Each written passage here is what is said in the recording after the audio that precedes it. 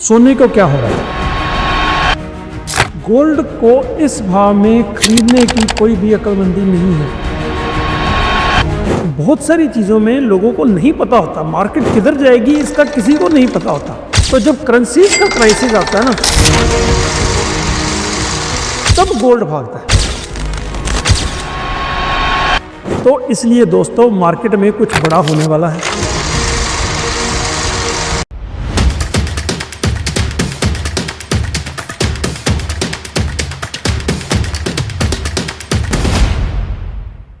नमस्कार, आदाब एंड सत श्री अकाल। दोस्तों, सोने को क्या हो रहा है, क्या हो गया है सोने को, आज आपसे मैं शेयर करूंगा सोने के बारे में क्या हो रहा है।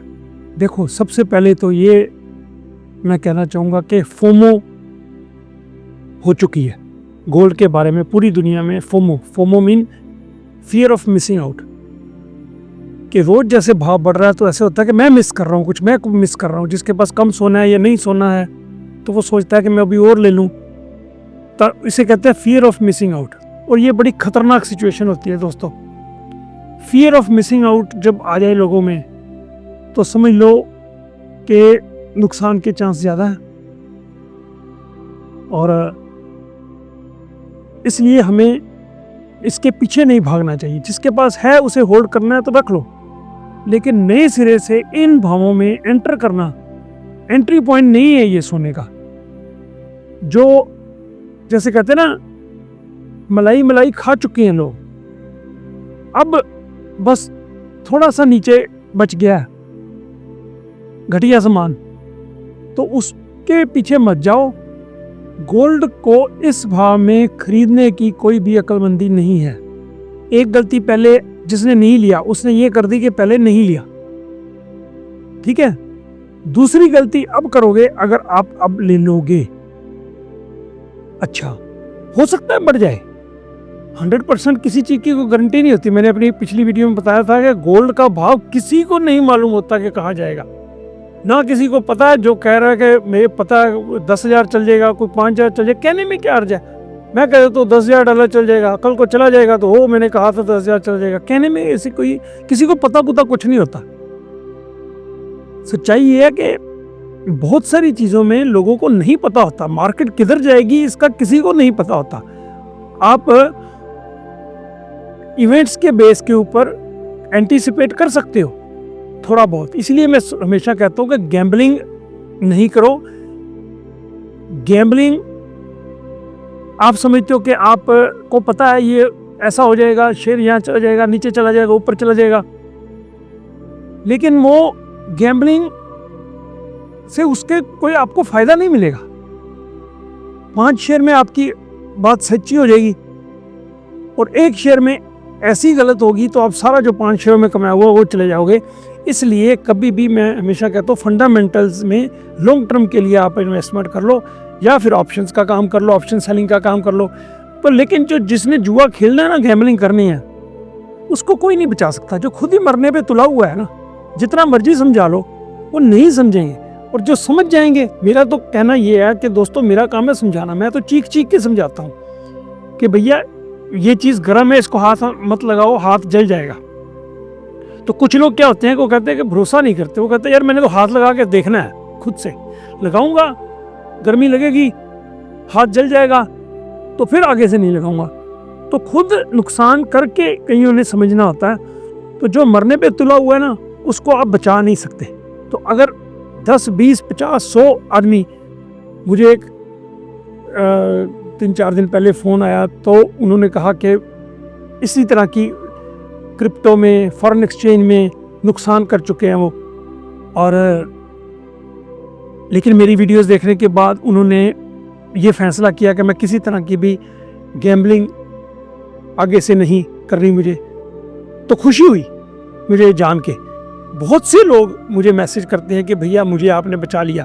तो मैं तो कहता हूँ मैं 10, 20, 50, 100 जितने लोगों को बचा सकूंगा मैं बचाऊंगा। इन्वेस्टमेंट में आपको नुकसान नहीं होगा। अच्छा, अब वापस आ जाए सोने के ऊपर। दोस्तों, गोल्ड का जो भाव जिस तरह से बढ़ा है ना, जिस क्रेजी हिसाब से ये चल रहा है, तो मेरी जो तीसरी आंख है ना, वो कुछ खतरे का अंदेशा दे रही है। क्योंकि जब सोना इस तरह से बढ़े, हमेशा हिस्ट्री में जब भी लगा लो, इस तरह से अगर इतने तेजी से सोना बढ़े तो समझो कोई ना कोई घटना होने वाली है करेंसी मार्केट में। आप समझो इस बात को। और हम पिछले कई सालों से ये अंदाजा तो लगा ही रहे हैं कि करेंसी के क्राइसिस तो भैया हमारे हैं ही हैं सामने। वो टल जाएं तो टल जाएं, साल टल जाएं, 2 साल टल जाएं, 4 साल टल जाएं, लेकिन इवेंचुअली ये करेंसी का क्राइसिस है। पाउंड जो था हमेशा नहीं चला, खत्म हुआ पाउंड। उसी तरह से डॉलर का चलते हुए बहुत सारे लगभग 50 साल हो गए। तो वक्त आ गया, कुछ ना कुछ होना है। तो जब करेंसीज का क्राइसिस आता है ना, तब गोल्ड भागता है। गोल्ड एक ऐसी एसेट है, जैसे आप सेफ्टी की तरफ कब भागते हो? जब कहीं से खतरा आए आपको, जैसे युद्ध हो गया, किसी युद्ध, दूसरे मुल्क से बम गिर रहे हैं, तो आप बंकर्स में नीचे अपने जो छिपते हो, भागते हो ना, सेफ्टी की तरफ जाते हो ना। तो गोल्ड इज ए सेफ्टी। जब दुनिया सारी गोल्ड की तरफ भागने लग जाए, सेफ्टी की तरफ भागने लग जाए, तो समझ लो कि कुछ होने वाला है, कुछ बड़ी घटना होने वाली है। तो बड़ी घटना क्या हो सकती है? देखिए, पिछले 2-3 साल से स्टॉक मार्केट ने, पंजाबी कहते हैं, अत चुकी हुई है। और quantitative easing, printing, note printing तो 2008 से बुरी तरह से शुरू हो चुका है। 2008 के जो क्राइसिस आए थे, उसके बाद इन्होंने नोटों की इतनी प्रिंटिंग करी है, स्पेशली यूएस डॉलर्स इतनी प्रिंट करी है, उसने दुनिया में फेंकता गया, डॉलर फेंकता गया और सामान मंगाता गया, खाते गए। डॉलर छापना है, 3 सेंट का में डॉलर पड़ता है। अमेरिका को $100 का एक जो बिल प्रिंट करना है ना, नोट, उसके 3 सेंट लगते हैं। 3 सेंट का एक डॉलर प्रिंट किया, $100 का, उसे भेज दिया इंडिया में या किसी मुल्क में भी, तो उसके बदले $100 की चीजें मंगवा ली, तो वो चीजें खा ली। तो 3 सेंट में अपने को कॉस्ट किया, लेकिन प्रिंट करके मार्केट में तो फेंक दिया ना। मार्केट में तो $100 का $100 के हिसाब से चल रहा है, हमारा तो चल गया सिक्का, ठीक है ना। लेकिन हमें इसी कारण से हम कर्जाई होते गए। गवर्नमेंट ऑफ कनाडा, अमेरिका कर्जाई होती गई। लगभग $37 ट्रिलियन का भाई साहब कर्जा अमेरिकन गवर्नमेंट पे है, और किसी भी तरह ये कर्जा चुका पाने का कोई साधन ही नहीं नजर आता। अभी मैं ट्रम्प साहब की एक सुन रहा था, तो कह रहे थे कि $1.25 ट्रिलियन हमने जो है ना टैरिफ इकट्ठा कर लिया, चाइना पे टैरिफ लगाया, फलां पे लगाया। एक सवाल किसी जर्नलिस्ट ने ये नहीं पूछा, क्या ये टैरिफ $1.25 ट्रिलियन चाइना ने दिया या किसी और कंट्री ने दिया? नहीं, वो अमेरिकन ने ही दिया है। टैरिफ कोई सामान भेजने वाली कंपनी नहीं देती, टैरिफ इंपोर्ट करने वाला देता है। अगर हम कोई चीज़, अब कारें हैं, इंडिया को भेजते हैं, तो टैरिफ इंडिया गवर्नमेंट ने लगाना है इंपोर्ट करने वाले पे। जो इंडिया में इंपोर्ट कर रहा है उसको टैरिफ पे करना पड़ेगा। तो ये जो टैरिफ पे हुआ है $1.25 ट्रिलियन, अगर इसने इकट्ठा किया है अमेरिकन गवर्नमेंट ने, तो भैया वो $1.25 ट्रिलियन जो इकट्ठा किया वो अमेरिकन लोगों के जेब से निकला है।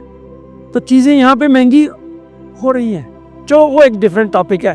तो मेरा कहने का मतलब है ये सस्टेनेबल नहीं है। अमेरिका का डेट जो है ना $37 ट्रिलियन, ये अब जैसे कोई छोटी मोटी कंट्री होती है, आयरलैंड, एक बार आइसलैंड शायद, वो डिफॉल्ट हुआ था, तो उसको क्या हुआ, $50-60 बिलियन दिए, वो दोबारा से खड़ा हो गया। छोटी मोटी को कंट्री, स्पेन में मसला आया था, वो $100-200 बिलियन दिए, मसला खड़ा हो गया। अमेरिका को भैया $37 ट्रिलियन है, कौन देगा, कहाँ से देगा? कोई कंट्री है आधा ट्रिलियन दे देगी, कोई 1 ट्रिलियन दे देगी? वैसे तो है ही, 1 ट्रिलियन भी देना किसी के लिए आसान थोड़ी है। $37 ट्रिलियन, उसका ब्याज ही भैया $2 ट्रिलियन बनता है हर साल का। तो खतरा तो है। तो ये जो सोने का भाव बढ़ रहा है, ये उस खतरे को जो इंडिकेट कर रहे हैं। तो एक तो सोने के पीछे भागना नहीं चाहिए। दूसरा, स्टॉक मार्केट में, क्योंकि जब क्राइसिस होते हैं दुनिया में, ग्लोबल क्राइसिस होंगे, तो तब स्टॉक मार्केट्स गिरेंगी। और अमेरिका की मार्केट हिल के ऊपर खड़ी हुई है, हिल के ऊपर, पहाड़ी के ऊपर खड़ी हुई है। तो इससे और ऊंची पहाड़ी तो बननी मुश्किल है, तो इसको नीचे ही जाना है। मैं पिछले कई दिनों से कह रहा हूं कि अमेरिका की स्टॉक मार्केट एक बुलबुले की तरह है। ऐसे ऐसे शेयर्स, मैं एक शेयर का नाम ले देता हूं, ओक्लो कंपनी है, एक ओक्लो, उसका सिंबल है OKLO। तो उसका भाई साहब रेवेन्यू ही नहीं है, अभी जीरो रेवेन्यू है, उसका काम ही नहीं है अभी, ठीक है। उसका शेयर 25 से खींच के इन्होंने 190 लगा दिया पिछले हफ्ते। $190 का भाव है उस कंपनी का, रेवेन्यू ही अभी जीरो है, अभी 26 में भी रेवेन्यू की कोई उम्मीद नहीं है। तो ऐसी कंपनी फिर वापस जब मार्केट टूटी मंडे को, ट्यूसडे को इस हफ्ते, तो भैया उसका भाव 158 के करीब आ गया। और उसका सुनो, जो ऑप्शंस का काम करते हैं, अब खतरे की घंटी कहां से महसूस होती है। एक शेयर 25 से 190 पहुंच चुका है, रेवेन्यू उसका है नहीं 190, उसकी $250 की जो कॉल है ना, वो $30 की है। $250 की जो कॉल खरीद रहा है, $30 दे के उसकी कॉल खरीद रहा है दिसंबर की, 2 महीने की। तो मतलब मुझे हैरानी होती है कि फ्री का पैसा है। तो मैंने तो ठोक दी कॉल, 250 में उसकी कॉल मैंने $30 बेच दी, नीचे मैंने 120 की पुट भी उसकी बेच दी एक, उसके भी मुझे $30 मिल गए, ठीक है ना। तो अगर 120 आता तो $60 तो मुझे वहां से मिल गए, 30 ऊपर कॉल से बेच गए, 30 पुट में से मिल गए, $60 मुझे मिल गए। 120 में से 60 के $60 का वो मुझे शेयर पड़ जाएगा। तो 2 महीने की बात है, 2 महीने होपफुली इतना ऐसा क्राइसिस इतना नहीं आ जाएगा कि वो $60 का भाव आ जाएगा उसका। तो ऐसे भैया पैसे कमाने का वक्त है अमेरिका में, ऑप्शंस बेच के। कॉलें बेचो, अब कॉल्स ज़्यादा बेचने का फ़ायदा है, क्योंकि ऊपर मार्केट का जो है ना चांस कम है, नीचे बहुत ज़्यादा है। ऊपर अगर चली भी गई 5-7%, 2%, 4% ऊपर चली जाएगी। अगर आप 20% किसी स्टॉक की ऊपर जाके कॉल बेच देते हो तो आप सेफ हो। 30%, 40% ऊपर जाके बेच दो। टेस्ला 430 का भाव है, 600 की कॉल बेच दो, इसकी मुफ्त का प्रीमियम है। टेस्ला ना कोई लेनी, ना कोई देनी, ना कोई प्रॉफिट है जी, काम नहीं, धंधा नहीं कोई। कारें की भी सेल्स अब स्लो है इलेक्ट्रिक व्हीकल्स की, और सैकड़ों कंपनियां आ गई हैं इलेक्ट्रिक कारों में। तो भैया टेस्ला कहाँ से रेवेन्यू लाएगा, कहाँ से प्रॉफिटेबिलिटी लाएगा। वो एक गाना याद आता है, बातें हैं बातों का क्या। तो जो इलान मस्क है ना, उसकी बस बातें ही बातें हैं, बातों से क्या, ठीक है ना। तो इसलिए दोस्तों मार्केट में कुछ बड़ा होने वाला है, कुछ इवेंट होने वाला है। क्या होगा, कैसे होगा, क्योंकि क्राइसिस जो भी आता है ना, याद रखना एक बात, पुराना वाला क्राइसिस दोबारा नहीं आता। 2000 में .com बबल हुआ था, 2008 में हाउसिंग क्राइसिस आ गया था अमेरिका में, लोन्स। कल रात को ने मूवी देखी बिग शॉट, मौका मिले तो देखना। माइकल बरी जो था वो रियल स्टोरी के ऊपर बेस्ड है। तो माइकल बरी ने प्रेडिक्ट कर लिया था कि भैया किस तरह से ये फ्रॉड अमेरिका में हो रहा है, फाइनेंशियल फ्रॉड हो रहा है। ऐसे ऐसे लोग जो हेयर ड्रेसर हैं, जो छोटा मोटा काम करने वाले लोग हैं, इवन सेक्स वर्कर्स हैं, उन्होंने 4-4 घर ले लिए थे। कोई इनकम का प्रूफ नहीं देना, कोई कुछ नहीं देना, बस स्टेटेड इनकम करके आपने लोन मिल जाना। आपको आपकी इनकम $3000 महीने की है और आपको एडजस्टेबल रेट के ऊपर लोन दे देना। उन्होंने कहा अभी 6 महीने साल के बाद इसमें इक्विटी इतनी हो जाएगी, रीफाइनेंस करा दो, पैसा अपने आपके जेब में आ जाएगा। और फिर क्या क्राइसिस हुआ 2008 में। अब तीसरा जो क्राइसिस जो भी आएगा, अगला क्राइसिस आया कोरोना का, वो भी किसी को उम्मीद नहीं थी। अब जो क्राइसिस आएगा ना, उसका किसी को अंदाज़ा नहीं है कि क्या होगा। क्रेडिट इशू आ जाएगा। अब रीजनल बैंक्स अमेरिका में खतरा होना शुरू हो गया, क्योंकि बॉन्ड यील्ड्स गिरनी शुरू हो गई हैं, तो मनी जो है बॉन्ड्स में इन्वेस्ट होना शुरू हो गया। तो जब बॉन्ड्स के प्राइसेस बढ़ने शुरू हो जाएं, तो इसका मतलब होता है money is being transferred going to safe bets. Safe bets क्या होती हैं? Bonds, gold. और रिसेशन अमेरिका में आने की, इकोनॉमिक स्लो डाउन, अभी रिसेशन तो नहीं कहेंगे, इकोनॉमिक स्लो डाउन के साइंस नजर आने शुरू हो गए हैं। होम डिपो, लोज, इनकी सेल्स डाउन है। तो चलो ये हुई बात अमेरिका की। तो अमेरिका गिरेगा तो मैं हमेशा कहता रहा हूँ कि इंडिया में भी असर आएगा, बहुत असर आएगा। और खैर ओपिनियन अपने अपने लोगों के, लेकिन मेरे हिसाब से अभी इंडिया की मार्केट थोड़ा और देर नहीं चल पाएगी, क्योंकि ग्लोबल सिचुएशन ऐसी है। वैसे अगर ग्लोबल सिचुएशन ठीक रहे, अमेरिका की मार्केट अगर ऐसी ही रहे या चलती रहे, तो फिर इंडिया की मार्केट ऊपर ऑल टाइम हाई जो 26,200 का लगभग लगाया था निफ्टी ने, उसको पार कर सकता है। लेकिन क्योंकि ग्लोबल क्राइसिस आने वाले हैं, चाइना अमेरिका का वैसे ही टंटा चल रहा है, तो वो सोल्व तो नहीं हुआ, ट्रस्ट डेफिसिट है। अब ट्रंप साहब ने कहा कि मोदी जी ने कहा कि मैं रशिया से ऑयल नहीं लूँगा। मोदी जी अभी चुप हैं, बताएंगे अगले 1-2 दिन 4 दिन में क्लियर होगा उनका। मेरे को नहीं लगता कि मोदी जी इस बात से एग्री करेंगे कि ट्रंप साहब ने उनको कहा और उन्होंने मान लिया कि रशिया से मैं ऑयल नहीं लूँगा। मुझे ऐसा नहीं लगता। बाकी ट्रंप साहब लंबी लंबी छोड़ते हैं, तो युद्ध भी उन्होंने रुकवाया था। अब मोदी जी को मना भी लिया उन्होंने कि रशिया से ऑयल ना लो, तो मुझे ऐसा नहीं लगता।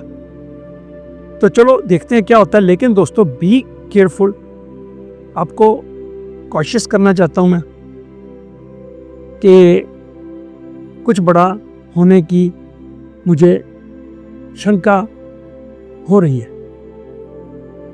क्या होगा कुछ नहीं पता, कहाँ से होगा, कहाँ से शुरुआत होगी इसकी, लेकिन ग्लोबल क्राइसिस किसी ना किसी तरह के आने वाले हैं, क्योंकि हालात इस तरफ जा रहे हैं। तो दोस्तों अपना ध्यान रखिएगा और ट्रेडिंग की एडिक्शन से बचिएगा। और एक सलाह मैं और आपको देता हूं कि डीप ब्रीदिंग बहुत ज़रूरी है। हम लोग ना फेक सांस लेते हैं ऐसे ऊपर ऊपर से। कभी आप देखो अपना सांस लेके कैसे सांस लेते हो, अंदर तो जा ही नहीं रही ऑक्सीजन, पेट को तो पता ही नहीं चल रहा। तो दिन में 15-15 मिनट के 4 या 5 बार 6 बार, वैसे तो हमेशा ही करो, लेकिन 4-5 बार एटलीस्ट 15-15 मिनट का कहीं भी बैठे हो तो डीप ब्रीथ लेने का, पेट फुला के फिर छोड़ो। और अगर अनुलोम विलोम सुबह कर लो, अल्टरनेट नेजल ब्रीदिंग कहते हैं उसको, तो भैया सुबह मैंने तो इतना इसका फ़ायदा देखा है। सुबह उठते ही मैं 1-1.5 घंटा योगा करता हूँ। उस योगा में मेरा 20 मिनट के करीब अनुलोम विलोम होता है। तो अनुलोम विलोम के बाद आपका दिमाग इतना साफ हो जाता है कि आप कंसंट्रेट प्रॉपरली कर पाते हो। उसके बाद क्योंकि स्टॉक मार्केट खुलनी होती है 9:30 बजे यहाँ पे, तो मैं 7-7:30 बजे के करीब ये करता हूँ काम। उसके बाद थोड़ा ब्रश वश करके, तो मार्केट खुलने से पहले मैं इतना फ्रेश हो जाता हूँ। योगा करो पूरी तरह से, योगा जैसी बात ही नहीं, अपनी ज़िंदगी में से आधा घंटा पौना घंटा ज़रूर निकाल के करो। और प्राणायाम, हर तरह के जो ब्रीदिंग एक्सरसाइजेज है ना, वो ये आप में जान डाल देंगे, आप में एनर्जी पैदा करेंगे और बहुत सी बीमारियों को आपसे दूर रखेंगे। खास करके दिमागी बीमारियां जो है ना, स्ट्रेस रिलेटेड। हमें कितनी स्ट्रेस है आजकल, हर चीज़ की, बिजनेस की, काम की भागा दौड़ी लगी हुई है, परिवार की, हर तरफ पढ़ाई की, बच्चों को पढ़ाई की, बुजुर्गों को, मेरे जैसे लोगों को होता है टाइम कैसे पास किया जाए, कितने साल रह गए हैं उम्र में, कोई बीमारी ना हो जाए, बहुत सी टेंशन होती है। इन सब स्ट्रेस टेंशन से बचने के लिए आपको योगा हेल्प करती है। अगर आप सोचते हो पैसा ज़्यादा आ जाए वो मेरा मन स्थिति ठीक कर देगी, नहीं, एक हद तक पैसा काम आता है, उसके बाद पैसा सिर्फ नंबर्स हो जाते हैं। पैसा, मेरे जैसे आदमी को पैसा इतना एक्साइट नहीं करता। ये नहीं कि मैं कहूँगा कि खुशी नहीं होती पैसा कमाने से, ये तो एक हमारे अंदर डीएनए में भरा हुआ है कि पैसा ज़्यादा आएगा तो ऐसा लगता है, लेकिन स्थायी खुशी नहीं होती। एक पर्टिकुलर टाइम के बाद, पर्टिकुलर जगह पे पहुंचने के बाद पैसे की वैल्यू ना के बराबर हो जाती है। तो योगासन, ब्रीदिंग जरूर करा करो। योगा के लिए नहीं भी टाइम निकाल सकते हो, आप मेट्रो में जा रहे हो, कहीं पे ऑफिस में बैठे हो, डीप ब्रीदिंग, फिर आहिस्ता आहिस्ता आपको आदत ही पड़ जाएगी। तो डीप ब्रीदिंग आपके अंदर तक ऑक्सीजन जाए, बहुत फायदा करेगी। तो इस बात पे ध्यान दीजिएगा। ओके दोस्तों, नमस्कार, थैंक यू वेरी मच।